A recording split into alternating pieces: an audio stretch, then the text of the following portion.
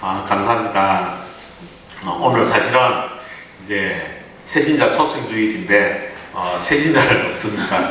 그렇지만 우리 마음에 이렇게 새신자를 품고 오신 줄로 믿습니다. 계속해서 우리가 우리 마음 가운데 한 사람씩 품고 계속 기도했으면 좋겠습니다. 그래서 하나님께서 언젠가는 이곳 가운데 그 기도에 응답되어져서 많은 사람들로 채워주실 줄로 믿습니다. 그리고 이제 우리 3주째 나갔죠. 밖에 나갔는데 나갈 때마다 은혜가 넘치는 것 같습니다. 은혜가 넘치고 반응이 없는 것 같아도 많은 사람들이 되게 보는 것 같습니다. 예전에 마산교회에 있을 때 제가 청년부 섬길 때 청년들이 나가서 막 찬양을 하고 예배를 드리고 막 했거든요. 그러면은 지나가는 사람 아무도 없거든요. 그런데 나중에 되니까 청년들이 한 명씩 오는 거 있죠. 네, 그 우리 하는 모습을 보고 있다가 멀리서 이렇게 보고 있다가 이렇게 하나님께서 성령님께서 그 마음을 부어 주시는 겁니다. 그래서 보고 있다가 이렇게 찾아오시는 분이 계시더라고요. 그래서 우리도 계속해서 외치고 또 전도하다가 보면은 우리가 기도 제목처럼 우리 삼동교회 새로운 부흥을 하나님께서 꼭 보여주실 줄로 믿습니다. 그래서 오늘은 복음에 대해서 준비를 했습니다. 우리가 잘 알고 있는 이제 내용이지만 그래도 이 복음에 대해서 한 번씩 정리를 하고 예수 그리스도에 대해서 하나님께서 이 땅 가운데 왜 복음을 보내주셨는지에 대해서 우리가 또 계속 묵상하면서 이 말씀은 우리가 또 나가서 이렇게 전파를 해야 되기 때문에 오늘 복음에 대해서 나누려고 합니다. 제가 예전에 한번 말씀드린 적이 있는데 유앙겔리온이라는 이 헬라 신약 성경에 나오고 있는 유앙겔리온이라는 이 말이 복음입니다. 이 복음은 좋은 소식, 기쁜 소식. 제가 한번 나눈 적이 기억나시는 분 계시는지 모르겠습니다. 그래서 이 유앙겔리온 그러면은 이 말은 그 당시 로마 시대이지 않습니까? 로마 시대에서 정치적 제국적인 맥락에서 이렇게 널리 쓰이던 말입니다.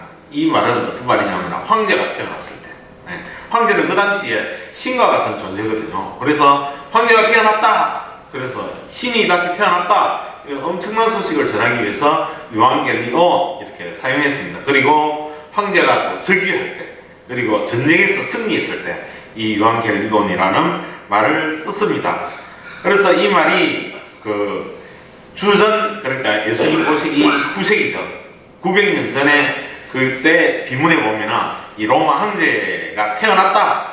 카이사르 아우구스투스의 탄생은 온 세상의 유앙겔리온이다라는 이런 비문이 지금 발견되었습니다. 그래서 그 당시에 엄청난 메시지였습니다. 그런데 이 단어를 이 성경에 이불로 그 당시에 성경을 기록했던 저자들이 유앙겔리온이라는 단어를 차용해서 사용했습니다. 그래서 로마 황제가 세상의 구원자가 아니라 진짜 구원자는 진짜 왕은 우리 예수 그리스도다라는 글을 표현하기 위해서 그 말을 그때 당시에 사람들이 가장 잘 이해하는 이 말을 차용해서 그렇게 복음이다 라고 사용했습니다. 그래서 이 예수 그리스도를 선언하는 말로 이 말을 차용해서 사용되어졌습니다. 이것은 새로운 통치가 이 땅 가운데 시작되었다라는 세상에 이보다 더 놀라운 소식은 없다라는 것을 이야기하고 있는 것입니다. 지금 이 시대 가운데 우리에게도 좋은 소식들은 참으로 많습니다. 많이 들려옵니다. 국가적인 좋은 소식도 있겠지만 또 우리 자녀들, 우리 손자들 합격 소식, 취업 소식, 출산 소식, 승진되었다 이런 좋은 소식들 사람들이 이런 거 있으면 알리고 싶어서 이야기하고 싶어서 미치잖아요. 우리 속에 무슨 엄청난 일이 있으면 막 알리고 싶어가지고 그러나 이런 어떤 소식도 우리 인생을 바꾸지 못한다는 사실입니다. 그리고 이 땅 가운데 우리가 들려주는 어떤 소식도 우리 인생을 구원해 주지 못합니다. 특히 가장 중요한 게 뭡니까? 사망. 이 사망이라는 현재로부터 우리 인생을 구원해 줄 수 있는 소식은 아무것도 없습니다. 그래서 우리가 나가서 토요일마다 나가서 선포하지 않습니까? 세상에 어떤 것도 우리 인생을 구원해 줄 수 없습니다. 복음만이 우리를 구원해 줄 수 있습니다. 이렇게 우리가 선포하고 있는 겁니다. 복음은 다릅니다. 복음은 죄와 죽음의 이 근세에서 인간을 해방시켜주는 유일한 능력이 됩니다. 하나님께서 우리에게 주신 유일한 능력입니다. 하나님의 사랑이 우리에게 실제로 임한 소식이 이 복음입니다. 다음부터 카메라 이쪽으로 해주십시오. 네. 사도 바울은 오늘 말씀에서 그래서 이 복음이 하나님의 능력이다 라고 선포했습니다. 복음은 하나님께서 행하신 사건입니다. 이 복음은 예수 그리스도의 십자가 부활을 이야기합니다. 십자가와 부활 두 가지를 이야기합니다. 그래서 우리는 그 복음을 듣고 우리의 심령 속에 새롭게 복음의 능력이 살아나기를 이 시간 우리 가운데 이 복음의 능력이 새롭게 부어지기를 소망합니다. 아멘. 하나님은 전능하신 분이십니다. 창조하신 분이십니다. 하나님 모든 것을 하실 수 있는 전능하신 분이십니다. 그리고 거룩하신 분이십니다. 거룩의 기준은 우리하고 다르다는 걸 알죠? 우리는 이것을 잘 이해해야 됩니다.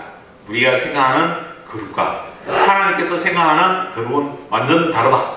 우리가 지금 묵상하고 있지만 우리가 생각할 때는 말도 안 되는 인생들인데 하나님께서 그 거룩하신 하나님께서 그 거룩을 부어주시고 찬양해서 사용하시지 않습니까? 그래서 하나님께서 생각하시는 거룩과 우리가 이해하는 거룩은 다릅니다. 그리고 하나님은 사랑이십니다. 얼마나 우리를 사랑하시는지 예수님을 보면 알 수 있지 않습니까? 하나님은 우리를 사랑하시기 때문에 자기 형상대로 우리를 창조하셨습니다. 창세기 1장 27절에 보면은 하나님이 자기 형상 곧 하나님의 형상대로 사람을 창조하시되 남자와 여자를 창조하시고 이 하나님 형상대로 만들어졌다. 이거를 이해하려면 우리 자녀를 보면 알 수 있지 않습니까? 우리 자녀가 우리를 너무나도 쏙 닮았지 않습니까? 그렇게 만들어졌는데 우리가 얼마나 사랑합니까? 하나님의 사랑이 이겁니다. 하나님 형상대로 창조하셨다라는 의미가 그 안에 들어있는 것입니다. 그리고 그뿐입니까? 창조하시고 항상 바라보지 않습니까? 우리 자녀 어릴 때 어떻게 키웠습니까? 항상 바라보지 않습니까? 그리고 하나님께서 이 세상은 우리 하나님께서 하나님 형상대로 창조하신 그 인생을 어떻게 돌아보고 개입하고 계십니까? 우리가 창세기를 묵상하면서 계속 보고 또 보고 있지 않습니까? 우리가 우리의 자녀들을 보듯이 하나님께서도 우리 인생을 그렇게 간살하시고 보시고 계십니다. 그리고 이 창세기 1장 맥락에서 이 창조하다, 사람을 창조하다, 이 세상을 창조하다, 이것은 두 가지 의미를 가지고 있습니다. 형성하다라는 뜻과 뭔가 형성하다는 뜻과 그 형성한 공간 가운데 채우다라는 의미를 가지고 있습니다. 이 두 가지 개념을 우리는 알아야 됩니다. 첫 3일 동안은 형성을 했습니다. 구조를 만드시는 거죠.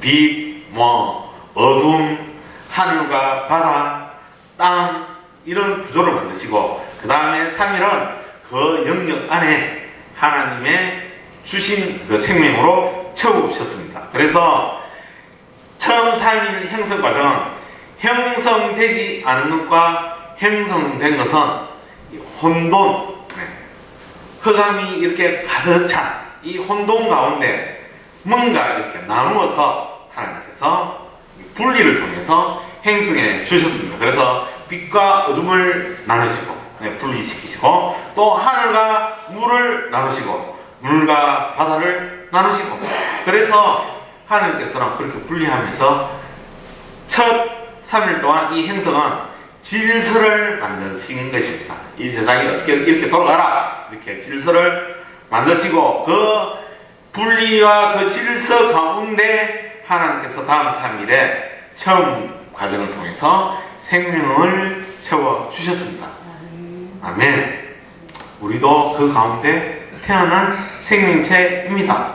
그래서 하나님은 세상을 만드시면서 우리에게 생명을 부여하신 생명의 수여자이십니다. 이것을 우리는 꼭 기억해야 됩니다. 그래서 하나님께서 우리를 구원자 되신다라는 그 개념이 이거와 똑같은 것입니다. 우리에게 생명을 수여했다라는 것입니다. 그리고 여섯째 날, 하나님께서 그 3일 동안 생명을 수여하는 그 여섯째 날에 제일 마지막에 우리 인간을 만들었습니다. 짐승에게는 각 종류대로라고 이야기했습니다. 각 종류대로 만들어질지어다 라고 하나님께서 명령을 하신 겁니다. 그래서 종류대로 만들어졌습니다. 그런데 사람은 완전히 다릅니다. 자기의 하나님의 인격을 가진 하나님의 형상대로 우리를 창조하셨습니다. 그래서 우리 인간은 하나님의 창조한 그 피조물의 범주에 있으면서도 하나님과 인격적인 관계를 유일하게 하나님과 커뮤니케이션 하는 유일한 존재로 우리를 만들었습니다. 그래서 이 자리에 나와서 각 가정에서 하나님과 우리는 교통해야 됩니다. 하나님께서 그렇게 만드신 겁니다. 하나님과 소통하도록. 그래서 하나님과 소통이 끊어지면 우리는 죽는 겁니다. 사망이 됩니다. 하나님은 이 하나님의 이 행상은 그래서 항상 우리 하나님과 소통하게 만들고 또 우리 인간은 하나님께서 부여하신 그 인격적인 능력으로 수평적으로 이 세상을 다스리도록 또 우리가 우리끼리 관계하면서 사회적인 관계를 이루면서 이렇게 살아갈 수 있도록 우리를 만들어 주셨습니다. 그래서 이 창조된 세상은 우리 인간이 살아가는 거처이자 공간입니다.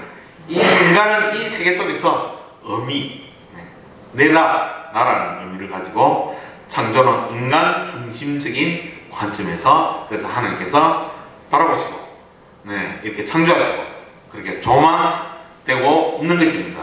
그래서 우리를 중심으로 창조되었다라는 것을 이야기하고 있습니다. 창조는 인간이 사는 세상 속의 인간의 이야기입니다. 그리고 우리 인간의 말씀이고 또 우리 인간을 창조하고 평가하고 부여하시는 하나님과의 관계가 전개되는 과정에 대한 모든 이야기가 이 성경의 이야기가 되는 것입니다. 그래서 우리는 처음 창조되었을 때 하나님과 교제하면서 그분 뜻 안에서 행복하게 살도록 행복하게 하나님과 같이 교제하면서 살아가도록 하셨습니다.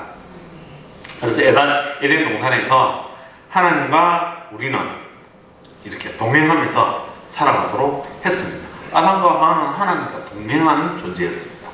이렇게 동산을 거니는 존재였습니다.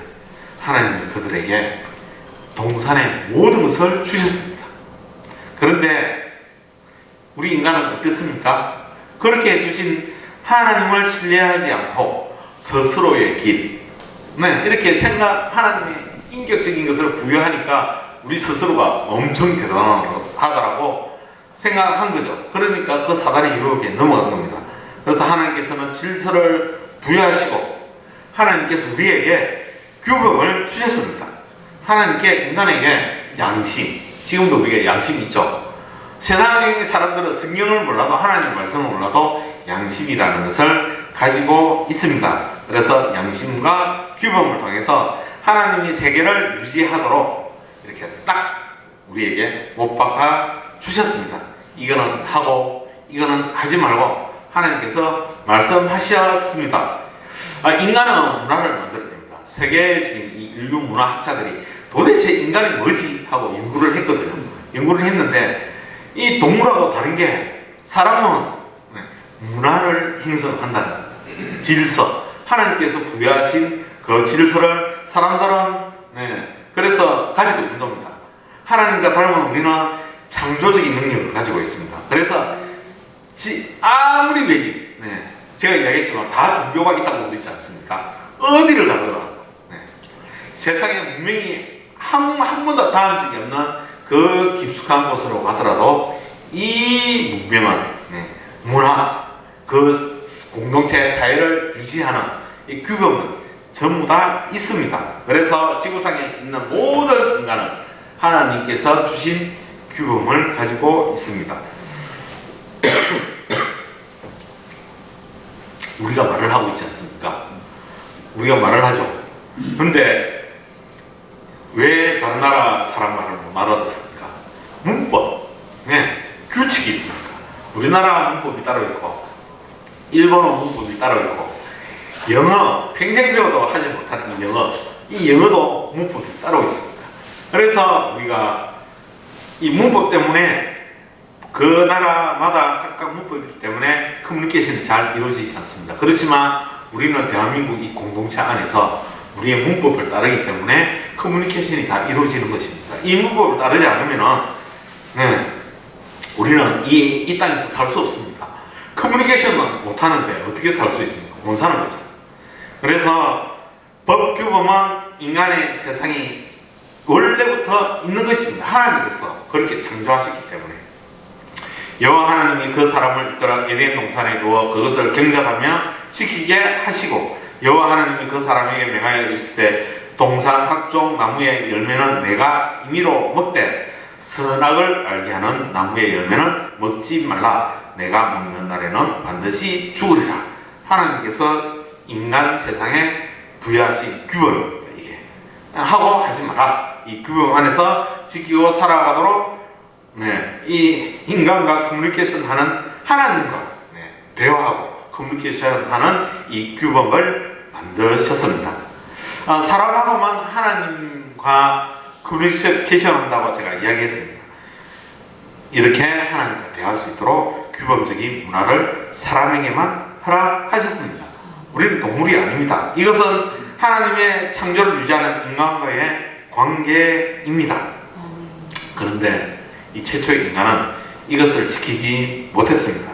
각자 좋은 대로, 우리가 인간이 생각하는 좋은 대로 하나님께서 부여하신 이 질서를 깨뜨린 거죠. 그래서 하나님께서 설정하신 창조 규범을 파괴하는 것이 죄의 시작이었습니다. 그러므로 한 사람으로 말미암아 죄가 세상에 들어오고 죄로 말미암아 사망이 들어왔으니 이와 같이 모든 사람이 죄를 지었으므로 사망이 모든 사람에게 이르렀느니라. 창조된 모든 천하 만물은 하나님께 순종했습니다. 동물들도 하나님께 순종했습니다. 그런데 이렇게 엄청나게 하나님이 사랑으로 지은 인간은 예외적으로 창조계에서 가장 높은 자리에 차지했음으로도 불구하고 하나님의 가르침을 거부했습니다. 인간은 하나님의 명령을 어기고 죄를 범했습니다. 그런데 너무 신기하게도 반드시 죽으리라 이렇게 이야기했는데 우리가 그렇게 선악과를 먹은 그 순간 바로 그날 육체적으로 바로 죽지 않았습니다. 그래서 반드시 죽으리라 라는 이 말은 우리가 생각하는 이런 사망하고는 차원이 약간 다른 것입니다. 문맥상 죽음은 제가 처음에 말씀드렸죠. 분리를 통해서 질서를 유지했다, 질서를 주셨다라고 이야기했죠. 그래서 이 죽음은 하나님과 관계가 단절되었다, 하나님과 분리되었다, 이 창조로부터 분리되었다. 원래 하나님께서 부여하신 이 질서로부터 다시 분리되어서 하나님께서 부여하신 그 질서 이전의 상태, 혼돈 속으로 빠져들어가는 것을 사망이라고 이야기합니다. 그래서 창조는 질서와 생명을 주기 위한 분리인 반면에 이 죄로 인해서 우리가 하나님으로부터 떠나서 사망이 우리에게 온 것은 다시 혼돈으로 돌아가는 반대의 분리를 이야기하는 것입니다. 그래서 하나님보다 자신을 의지하는 것입니다. 그 결과 인간은 단절되었고 죽음과 심판 아래 놓이게 되었습니다. 로마서에서 이것을 죄의 싹은 사망이요 라고 이야기하는 것이 이 결과입니다. 그래서 사망은 생명에 반하는 창조적인 결과입니다. 이것을 사망이라고 이야기하는 것입니다. 그래서 사망은 하나님께서 이 행성하신 행성으로부터 풀리며 생명을 앗아가는 것이고 하나님 말씀에 대한 저항이며 이 창조를 거스르는 행위인 것입니다. 생명은 하나님의 말씀과 조화를 이룹니다. 그래서 창조주와 우리를 살리시는 구속자가 동일한 한 분, 하나님이신 분을 알 수가 있습니다. 죄를 짓는 것은 창조의 역행이라고 이야기했습니다. 창조를 무효화시키는 것이라고 이야기했습니다. 인간은 죄를 지음으로 삶의 모든 측면, 우리 모든 삶의 측면에 본래 자리에서 하나님께서 원래 만드셨던 자리에서 이탈되었습니다. 그래서 지금 세상은 혼돈 그 자체입니다. 우리가 이렇게 질서 이렇게 정연해 보이지만 사람들은 질서가 없습니다. 그 결과 사람들은 자신 스스로 모순되게 되었습니다. 우리 스스로 구원할 수 있는 것처럼 그 질서로부터 거스르는 행동을 했지만 우리가 그 생명을 이겨내고 우리 스스로 구원될 수 있는 것처럼 행동했지만 오히려 우리는 사망을 손에 쥐게 되었습니다. 그것이 우리 자신과 모순되게 된 것입니다. 하나님과 관계가 끊어짐으로 하나님과 관계가 끊어진 인생은 인간 스스로 하나님과의 커뮤니케이션을 파괴함으로써 창조주와 관계가 끊어짐으로 우리는 항상 불안한 인생을 살아가고 있는 것입니다. 세상 사람들 얼마나 불안해합니까? 말도 못합니다. 그래서 돈이 조금 없어도 불안해하지 않습니까? 살생결단으로 이 불안을 어떻게든 해소하기 위해서 살아가고 있습니다. 그래서 너무 불안한 나머지 제가 전에도 말씀드렸지만 전주변을 찾아가고 요즘 특히 더합니다. 세상이 발달할수록 이 불안이 해소되는 것이 아니고 이 불안이 더 많아지는 것 같습니다. 그래서 성공했다는 사람도 어떻습니까?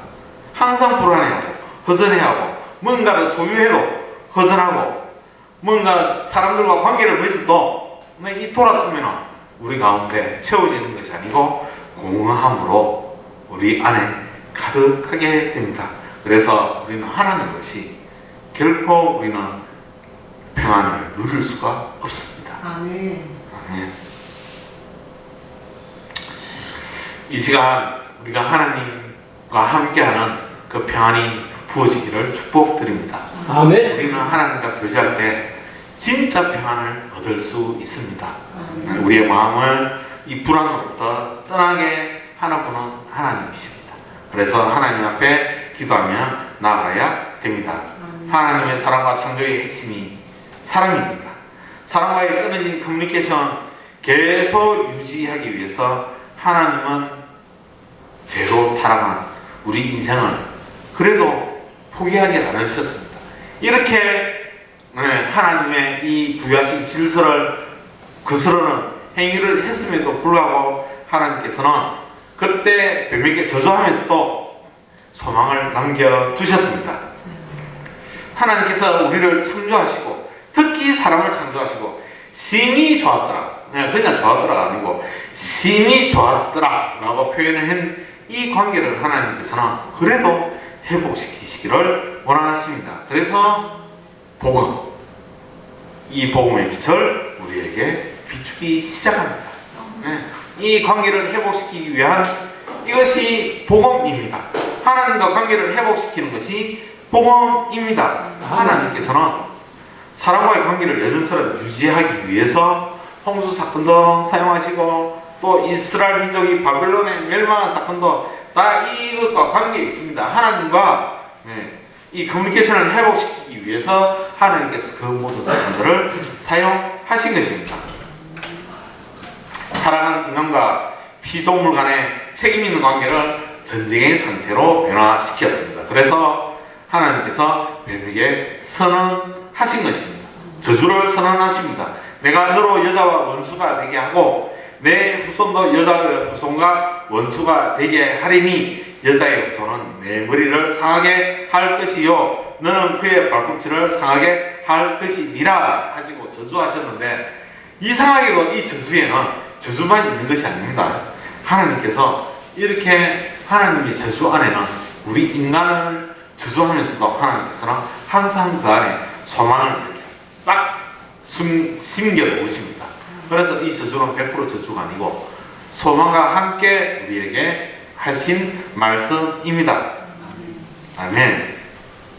이 여자의 후손에 대한 아주 모호하지만 영원한 소망은 아브라함과 다윗에게 계승되어서 그 약속, 우리가 지금 창세기를 묵상하고 있는 하나님의 구원의 약속을 계속 이어서 하나님의 죄로 타락한 인간을 포기하지 않고 여자의 후손으로 오신 예수 그리스도를 통해 어둠 속에까지 빛으로 비추어 주셨습니다. 이것이 복음입니다. 하나님께서는 세상의 모든 일들을 자기 뜻대로 정하신 영원하신 불변한 뜻에 따라 세상의 모든 일을 주관하시고 자신의 목적을 향해 이끌어 가십니다. 이게 제가 한번 말씀드렸죠. 하나님은 우리 인간이 생각하는 시간하고는 완전히 다릅니다. 그래서 타락한 인간을 구원하시기 위해서 창세기 3장 15절 하나님의 계획, 뱀에게 저주하면서 소망을 남겨놓으시고 이 여자의 후손으로 오실 그 소망을 하나님께서는 이미 이루어 놓으신 것입니다. 아멘. 이 계획은 불변하는 것입니다. 불변. 하나님의 시간은 우리의 시간으로 이야기하는 것이 아닙니다. 이것이 우리 관점에서 시간 속에서, 우리가 살아가는 시간 속에서, 그 시간 과정 속에서 드러나는 것이 하나님의 섭리이고 이 시대 가운데 우리에게 보여주신 표적으로 드러나게 되는 것입니다. 그래서 하나님의 구원의 계획은 이미 이루어진 것입니다. 우리가 그것을 믿음으로 받아들이는 것입니다. 하나님께서 이미 완성하신 구원의 계획을 우리가 받아들이는 것, 그것이 믿음입니다. 그것이 하나님께서 아브라함과 그 후손에게 약속하신 약속입니다. 그 약속의 결과로 하나님은 그들을 구원하기 위해 직접 이 땅 가운데 오셨습니다.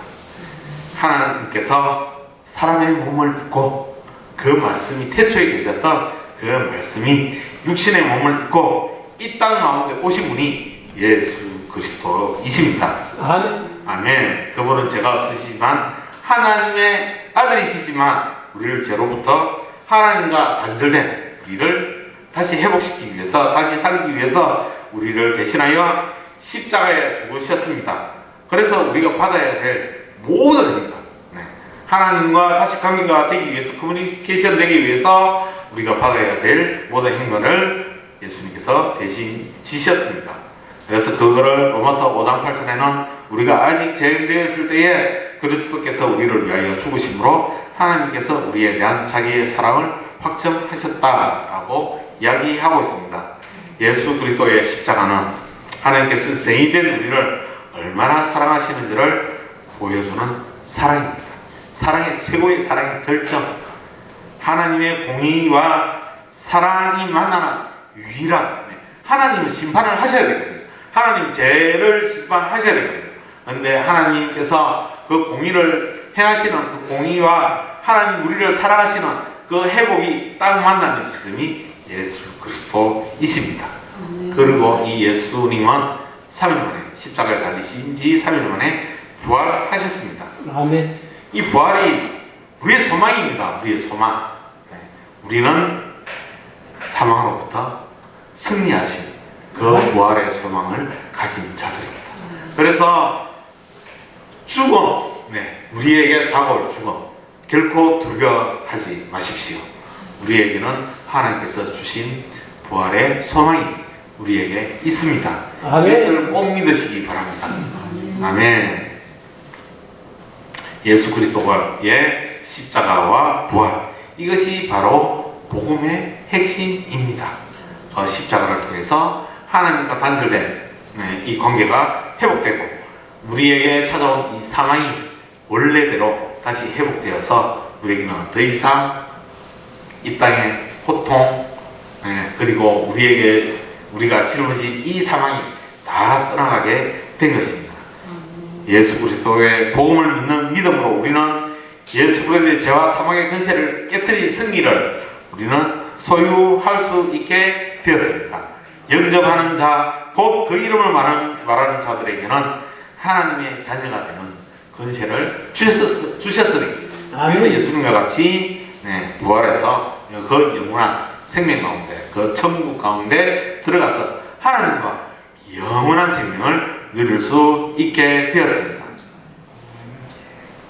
아멘. 이것이 구원이고 이것이 복음의 능력입니다. 우리 인생 가운데 하나님께서 함께 하시면 우리 인생의 모든 불안 다 떠나가게 되고 우리에게 다시 하나님께 창조 때의 그 질서를 부여하시고 새로운 창조의 생명을 우리에게 부어주시는 것입니다. 아멘.